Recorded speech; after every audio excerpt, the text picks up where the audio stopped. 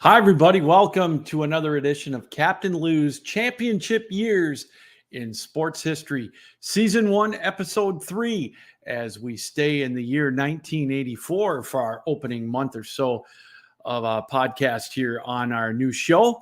Glad you could be with us. We hope you enjoyed the first couple of programs spotlighting 1984 with the Detroit Tigers, with Fred Heumann as our special guest, longtime Detroit personality in the Lansing area as well. And Steve Lansky last week helping us highlight the 1984 Edmonton Oilers, as that was a great franchise that started a great run in the NHL with their playoff run, including the 1984 Stanley Cup. Today, we thought we would do something a little different, kind of out of the ordinary as far as dominant teams that won championships, as we're going to take a look at the 1984 college football national champions. And again, 40 years ago, this was back before BCS and back before the college football playoff. It was the sports writers and it was the coaches. And again, it was kind of unusual, the run that this team had, but we're going to highlight the Brigham Young Cougars as they ran the table. They won 11-0. Lavelle Edwards' team won the national championship. We're going to take a look back at that unusual run and some of the other things that happened in college football that year. We're going to be joined by a special guest, the founder of 12 Ounce Sports, one of our sports historians and also a personality. He's got a show on Thursday nights called That Just Happened or What Just Happened. Jeff Beck's going to join us, and we'll dive into the Brigham Young Cougars, the 1984 national champions. We're going to do that right after this for 12 Ounce Sports and tickets.12ouncesports.com. Hi, everybody. Captain Lou here from 12 Ounce Sports in the Captain Lou Extravaganza. If you're like me, you like to go to ball games in person, don't you? Or a hockey game. Stanley Cup playoffs are in full swing. Your favorite NBA team in the second round of the playoffs, or maybe all the way to the top. Major League or minor league baseball, nothing like a Saturday night game at a ballpark. Well, your place to go is tickets.12ouncesports.com. Use the promo code 12ounce too, and you'll get a better discount. We are a ticket broker. We won't make you pay those fees that you'll see at some of those secondary markets. Tickets.12ouncesports.com. Can't say enough about it. It's where I go to get my last-minute tickets to go to a ball game on a Saturday night or any night during the week. Tickets.12ouncesports.com. I'm telling you, that is the place to go. Stanley Cup playoffs, NBA playoffs, Major League, minor league baseball, and more. That's tickets.12ouncesports.com. All right, everybody, welcome back to Captain Lou's Championship Years in Sports History. And again, we are focusing on 1984 here today as episode 3 of season 1. Glad you could be with us here tonight, as we said. And we're going to take a look at a national champion that really wasn't a dominant national champion, or a champion that may not have been a champion in a lot of people's eyes. And that's the college football national champion from 1984, the Brigham Young Cougars. And we thought we would bring in as a special guest someone who kind of remembers that back in the day, not quite as old as I am, but loves college football and a Big Ten aficionado like myself, the godfather of 12 Ounce Sports, Jeff Beck. Jeff, thanks for taking time out to be with us. How are you? I'm doing great. Thanks for having me. When you call me the Godfather, I wish I had my cigar that I do on my Thursday night show, but I gotta thank you for having me on. I'm a little rusty. I haven't been on in a few weeks. The Thursday night show, we haven't been able to make it come together. And then I'm just noticing that hair is at a premium in this show right now. Well, you know, it's just a sign of intelligence, Jeff. That's all Yes. it is. That's the way I look at it. So, but you know, we were talking earlier about our topic here tonight with the Brigham Young Cougars, the 1984 national champions. And it's crazy, you know, how 40 years ago is so much different than now. We could spend 3 hours talking about how the landscape of college football has changed. But Brigham Young is the last non-Power 5 national champion. I find that hard to believe. 40 years ago, and we could probably spend 30 hours on the ever-changing college landscape. You said something very telling in your intro that I think you said, I can't remember how you worded it. It was 2 minutes ago, but a lot of people didn't think they should have had a chance. I actually was doing some research this morning before I headed out to the golf course, and there was a lot of drama with BYU being selected to play Michigan because they had the 84th weakest schedule in the nation. They were 84th out of 110, and they had a lot of close scares. I wanted to talk a lot about the action in the stat box because I was 11 at the time. I remember watching the game. But not only did they have the 84th ranked schedule, they only beat Hawaii by 5. They only beat Wyoming by 3. And they opened the season against what was number 3 preseason Pitt and beat them by 6. But it turns out Pitt was overrated because they ended the season 3-7-1. So they had a terrible, terrible schedule, and they weren't blowing people out. So it was rather shocking that they were selected. And the thing about it too is, we can fast forward real quick to the postseason, and this again was back before they had the BCS, the college football playoff that we've got now, and that whole setup. Oklahoma turned down an opportunity to play them in the Holiday Bowl because they wanted a more prestigious bowl game because the Brigham Young was tied into the Holiday Bowl because they were the conference champions. Yeah, which is pretty wild. Two things about that. One, the excuse that writers had in the early 80s was they were the only undefeated college football team in the nation. So that's if you cut the modern day, that's a pretty weak argument for putting someone in. You could have a Troy or Western Carolina that played nobody that had 2 or 3 wins and went undefeated. So that's kind of a weak argument. And then you were talking about Oklahoma wanted to go to a different bowl. We grew up in the Wild West. I remember Nebraska would be in this bowl game. Michigan would be in this bowl game. If one of them won and one of them lost, then the winner would be the national championship. If they both won and it came down to writers deciding who nobody thought back then, why don't we just have them play? Right. Didn't. And, you're right. And, with Brigham Young, back then, I think it was the UPI and the coaches poll or the USA Today poll. I am stunned that they would vote an undefeated Brigham Young team in over some of these more established teams. And so it did make for an interesting year, but Jeff, the Cards everything fell into place for them with these teams that were ranked that fell, with Michigan at one time was ranked in the top 10, and then Ohio State never got the opportunity to play, but they weren't the best team. And I mean, they had a couple of losses. They technically were the best team in the Big Ten, but it was by all accounts a down year for them too. Yeah. I think the stars align for BYU. What I find fascinating is 10 years later, this would have never happened. Yeah. Maybe even 5 years later. It literally was the perfect storm for BYU. Survive and advance every game.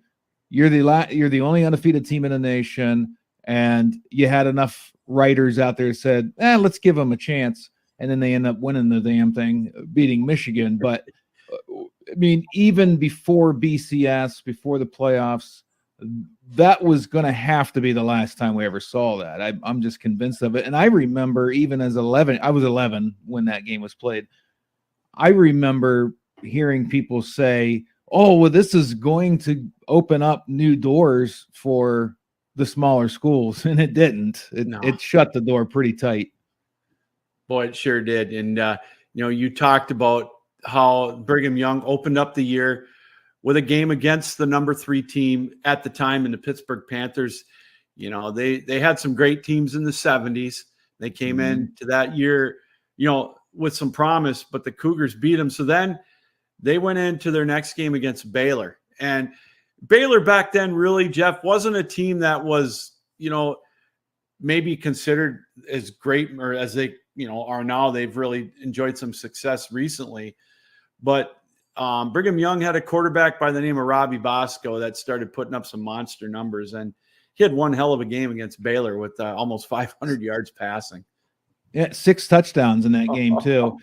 And they jumped all over Baylor. I think they were up, what I'm looking at it here, 34-7.5. Yeah, that's not the Baylor that we know. No. That's our grandfather's Baylor. They were kind of nobodies back then. But yeah, Robbie Bosco made a name for himself in that second game.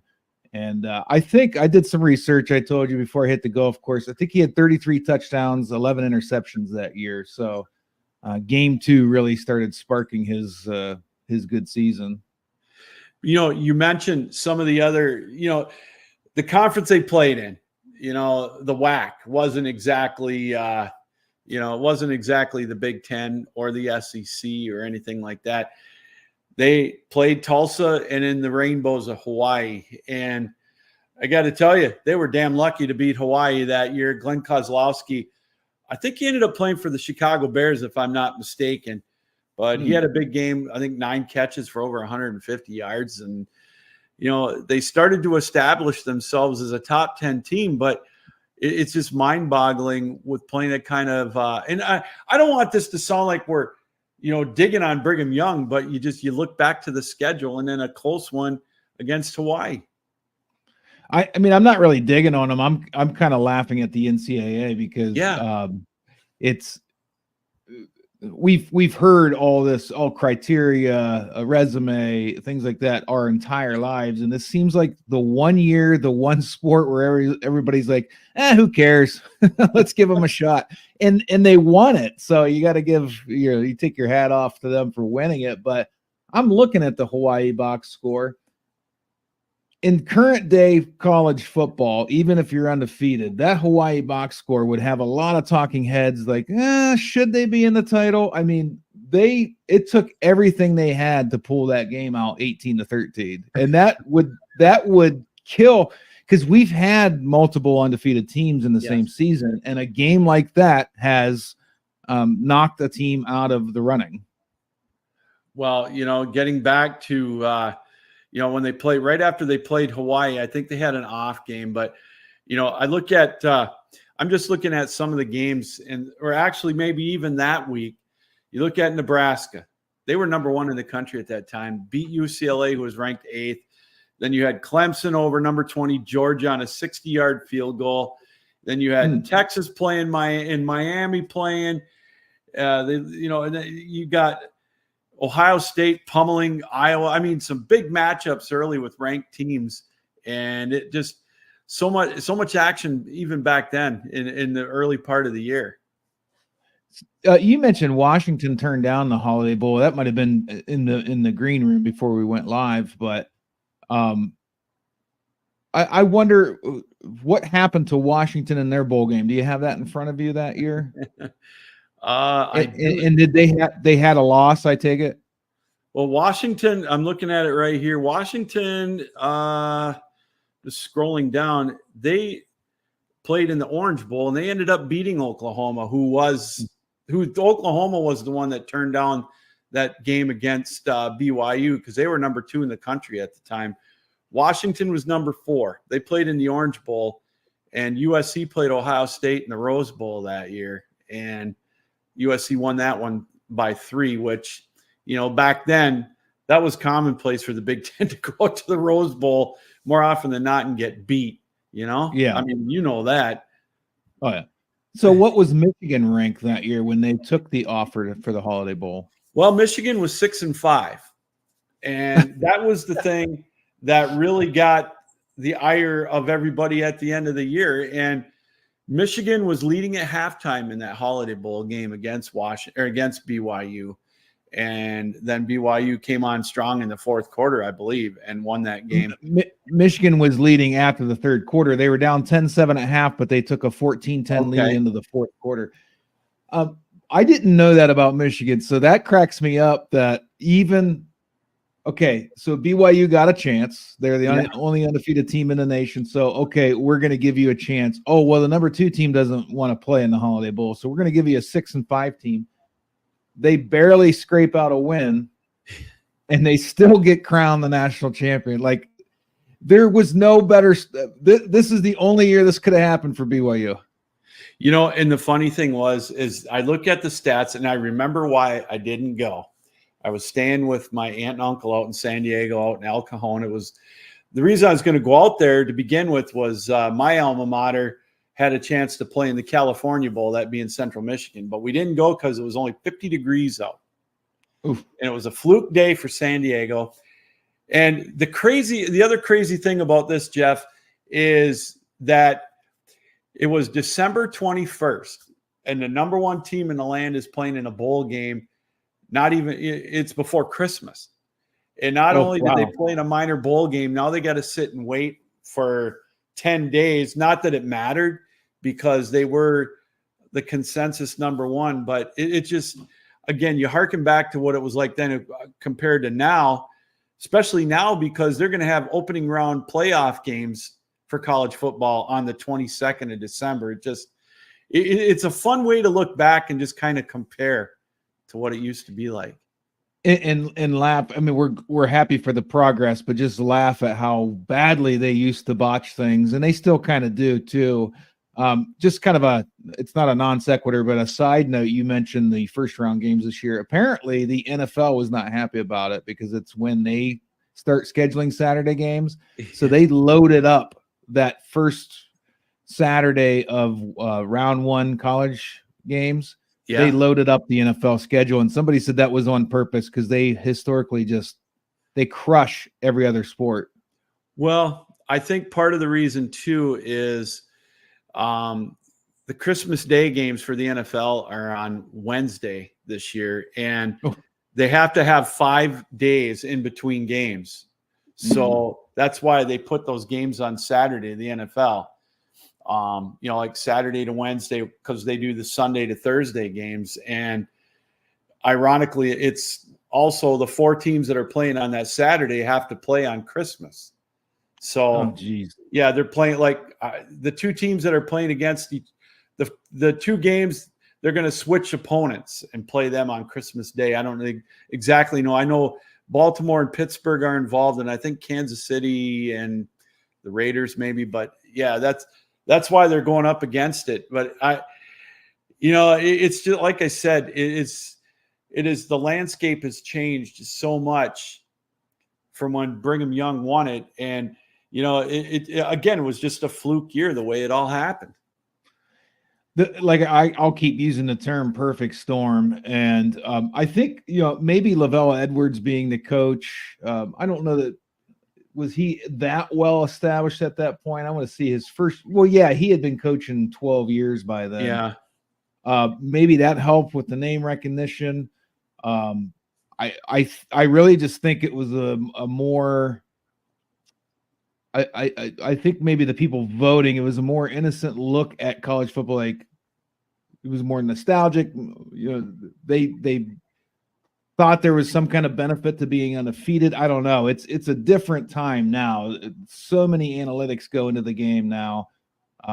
They have all kinds of stats. They know the strength of conference, strength of schedule.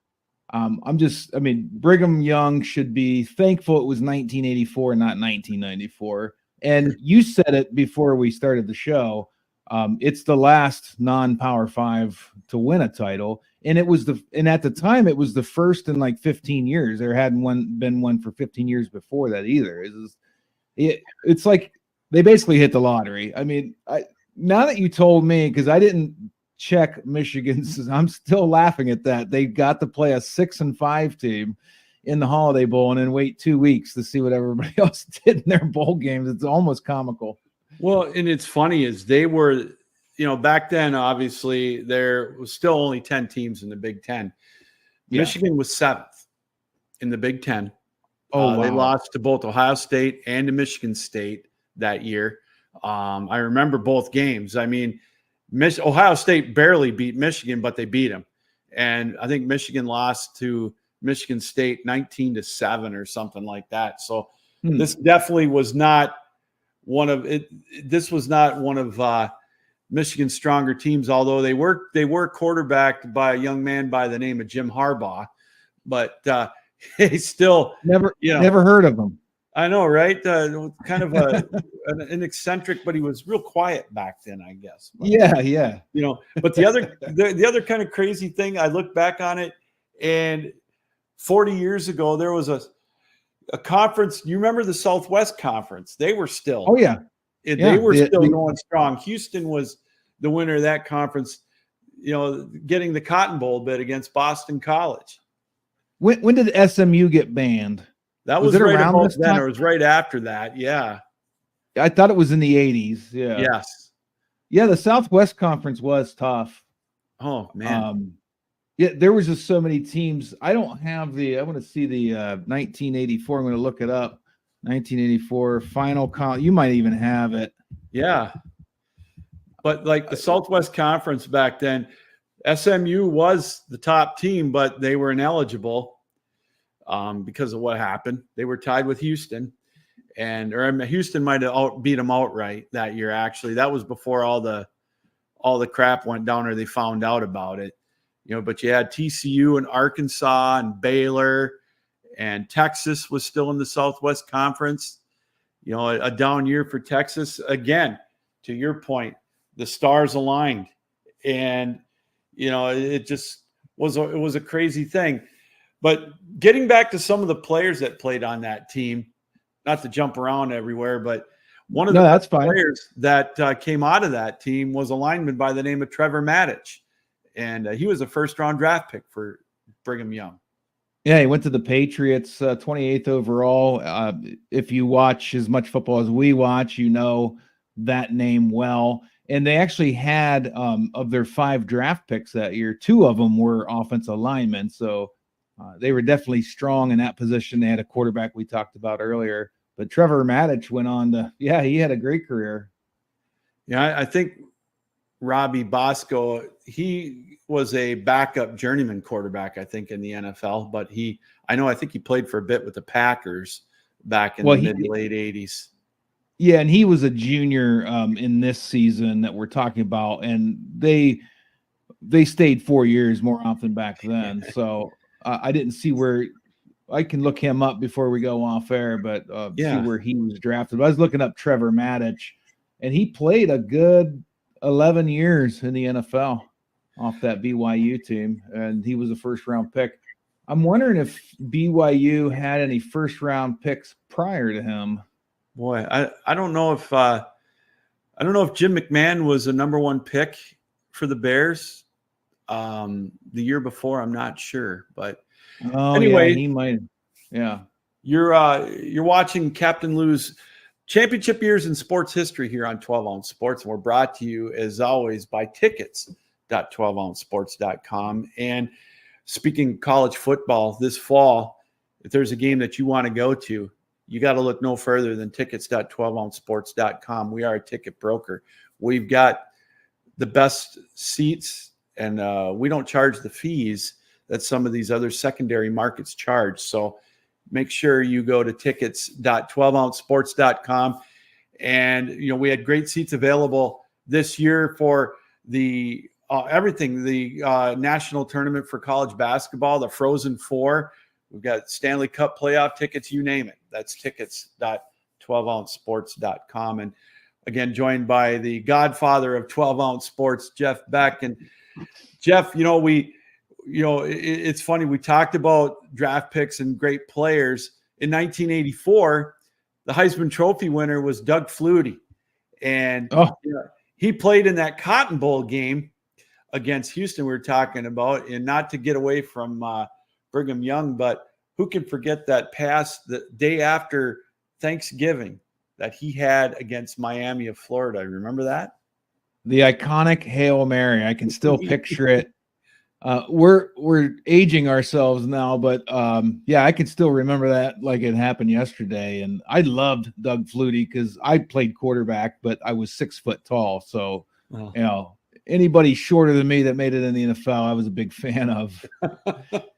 And they played Houston that year, you say? Yeah, in the Cotton Bowl. They weren't ranked in the top 10. I'm just trying to look at. I think they were an independent that year. Now they were an independent. Actually, they were ranked number 5 at the end of the year. Yeah, they ended 5. Yeah. Yes, But at the time, the final regular season games that were actually, ironically enough, were, Thanksgiving weekend. Brigham Young was number 1, Oklahoma was 2, Florida was 3, Washington was 4, and Nebraska was 5. And we talked about it earlier. Washington didn't go to the Rose Bowl because they got beat by USC. So their consolation prize was the Orange Bowl, which wasn't that bad of a consolation prize, And I mean, the Rose Bowl is the granddaddy, but if you can't go there, you still get what's called now a New Year's Six bowl game. Well, in hindsight, if I bet Washington wishes they would have taken that Holiday Bowl invite, because I'm looking here. I pulled up another side. I have the final top 20 poll of that season. It's pretty wild. I mean, you have 8-5 Miami of Florida as number 18 in the nation. So it was definitely a different time. There was a lot of 3-loss teams in that top 20, a lot of 4, and SEC Big Ten heavy, but Washington probably wanted to play BYU. BYU's opponents in 1984 went a collective 61, 85, and 3. Yes, we still had ties back then. Yeah. This says they were 96th amongst 98 Division 1A schools. When I said earlier they were 80 something out of 110, it probably factored in the 1 AA schools. But I'm thinking in the 80s and the 70s, it was more honorable to go to the Rose Bowl or the Orange Bowl than to go to the Holiday Bowl and try to get some kind of writer's title. I don't understand what Washington was doing. They should have taken that challenge. Boy, you would have thought, but it's like you said, hindsight's 2020. And you talked about the schedule strength of Brigham Young a few times. And I looked down the schedule again. They had some easier ones towards the end of the year before the bowl game, but again, playing in Air Force seems like they're always tough. They don't win a lot of games, but they play everybody so difficult. They needed all of almost 500 yards passing, Brigham Young did, to beat Air Force. Bosco had 485 that game. And, we keep going back to it. How did they get to be 11-0, and how did they get to be number 1? Yeah. I would be interested to see, I don't know where you can find the data 40 years later, but if they started the season or ranked, and I'm going to go to Pitt, I go to the Pitt game, they were not ranked preseason, BYU. So they beat the number 3 team, which we now know is a false ranking. Yeah. Because Pitt only won 3 games that year. That win jumped them immediately up to number 13. They spanked Baylor, and then they jumped into the top 10. So they basically beat a team that shouldn't have been ranked number 3 to get themselves in the top 10 or top 15. So if they played anyone else in the first game of the season, they would have probably not been ranked all year. They were leapfrogged into the top 15 because they beat Pitt, because all the writers thought, oh, this Pitt team's going to be great. They're the number 3 team in the nation. And then BYU beats them. That's pretty crazy to think about. Well, and you brought up some great points. And then I'm going to use Michigan as an example. They ended up 6-6 with that loss to Brigham Young. They were ranked, I think, it says here they're ranked 14th. Then they beat Miami was number 1, and they lost to Michigan in week 2. So Michigan went all the way up to number 3. Then Michigan lost the next week to Washington, and then Michigan started their nosedive. And wow. It's back and forth. That's why it's so crazy. Iowa was 5th the 3rd week in the country. Then they lost to Penn State. It just back and forth you went, and it's just surviving that. And I guess that's probably why they were number 1, because they were consistent, even though they had a very insignificant schedule, if you will, in the WAC. So it's crazy. Here's another. I find this wild because we are more influenced by modern times. If you barely beat Hawaii and you're Ohio State or Michigan, you're dropping 10 spots, right? So they jumped to number 8 after beating Baylor. They beat Tulsa pretty good, moved up 2 spots to 6, struggled against Hawaii and only dropped to 7th. They killed Colorado State. They jumped back up to 5th. They barely beat Wyoming, only dropped to 7th after barely beating Wyoming. Yeah. Then they barely beat Air Force, and they still jumped to 5. They weren't number 1 until the final week. So I'm wondering who lost. So they beat Utah next to the last game by 10, and they were number 3 in the nation. So when they played Utah State, so week 10, I'm wondering if there was a bunch of losses by the big boys, because they went from 3, barely beat Utah, to number 1 in their last game against Utah State. So it just was just a crazy year. And it's fun to look back on it, because looking back at a team that was a national champion that wouldn't stand a chance right now. They would probably get a group of 5 bid, because I think they're still going to do that with the 12-team playoff, but they would have to prove themselves a lot more than they did. And as much as it pains me to say it, being a Michigan fan, a team that was worthy, Michigan wasn't worthy even to get a bowl game that year. So, but I look at some of the awards, Jeff. The Heisman Trophy for 1984, we both know went to Doug Flutie. Robbie Bosco was a distant third. Who was sandwiched in between them? Oh, I can't cheat. You can cheat if you want. You'll like it. I was going to look. Is it an Ohio State guy? It is Keith Byers, running back for Ohio State. Yeah, he was second. And the ironic thing enough about that was there was, I'm looking at it right now, 4 quarterbacks. Chuck Long, the year before he won it. And there was Bernie Kosar was 4th. And then Kenneth Davis from Texas Christian was 5th. Then we had an offensive lineman that was in the top. Oh, wow. 10. Remember Bill Freilich? He played for the Atlanta Falcons for quite a I do. year. He was from Pittsburgh. And I think he even dabbled in pro wrestling for a while. That's what I remember most about him too. But yeah, and then you had Jerry Rice and Reuben Mays in the top 10. Just some interesting tidbits from that year. Wow. Oh boy, you took me back down memory lane with Keith Byers on that old original turf of Ohio Stadium. I used to love watching him run. This is interesting. I'm glad we're doing this, because I'm looking at some of these names, and that's I got into football at 5, 6, 7 years old, but this is around I was turning 10 or 11, and I really got into football. So these names are some of the first names I ever heard when I was really into football. I mean, even Lomas Brown, I remember him, the offensive lineman from Florida. And there's Freilich that you just mentioned. But Doug Flutie, yeah.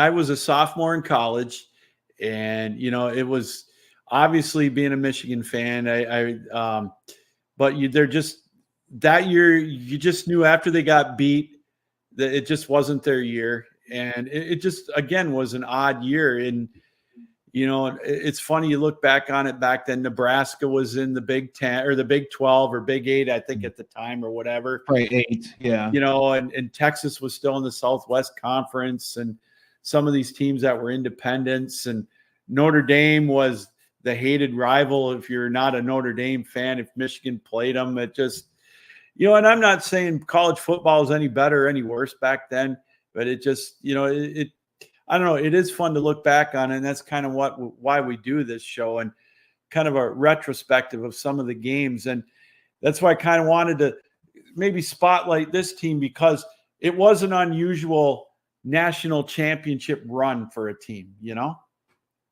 It's so weird to me, even in the 80s, even before, things advanced with college football, for the leaders of the NCAA to allow a 6-5 team to play in a Holiday Bowl against the number 1 team in the nation, and the number 2 team in the nation playing against the number 10 team in the nation in a completely different bowl game a week or two later. I can't even think, what were they thinking? But I think the ties to bowl games back then was the most important thing. I don't know that teams, really cared to play. Oh, who's one, who's two, let's play it together. I think there was loyalty to whatever bowl game you were affiliated with, your conference. So, and that took precedence. And I'm glad it's not like that now. Oh, I agree. How about back when, when I was watching college football, when you say you were 10 or 11, back in the 70s, when the Big Ten was only allowed to have one bowl representative, and you couldn't go to the Rose Bowl 2 straight years. Oh, geez. I don't know if you remember. You obviously don't remember that, but no. That created so much animosity around here. A quick history lesson was back. I'll never forget it. I was about 9, I think 8 or 9. And I know what game you're going to say, I think. Yeah, when you guys tied, when Michigan and Ohio State tied, and they had the vote of the ADs to who to send to the Rose Bowl, and Michigan State's AD had the tie-breaking vote, and he gave it to Ohio State. Boy, oh boy. Well, there we go. Just to look back at the Brigham Young Cougars from 1984, and kind of football in general back in 1984 was such a wild scene, as Jeff and I both had talked about with that. Brigham Young, of course, the number 1 team in the land, the only undefeated team in 1984, and such an interesting dynamic with the way that college football is right now. Their bowl game on December 21st against a 6-5 Michigan team that they trailed going into the fourth quarter. Teams did not want to play them in that bowl game because they were afraid it wasn't a marquee matchup. My, how things have changed 40 years later. So a great look back at the Brigham Young Cougars, champion in sports history in 1984, and want to thank Jeff Beck for taking time out to be with us and kind of doing a look back. Both of us learning a few things. That's kind of what we like to do here on the show. So again, thank you to everybody who takes time out to be with us. And a reminder that you can catch the audio recording of this on Apple Podcasts. So look us up, follow us on Apple Podcasts. All of these shows will be downloaded on that. You will see this downloaded later on this week, probably Thursday or Friday, May the 23rd. So keep an eye out for that. All right, that's going to do it for another edition of Captain Lou's Championship Years in Sports History, spotlighting the 1984 Brigham Young Cougars. For my guest today, Jeff Beck, yours truly, Captain Lou, saying keep your heads up, keep your sticks down, keep your feet moving, and as always, keep your minds open. Thanks for joining us. We'll see you again soon for another edition of Captain Lou's Championship Years in Sports History.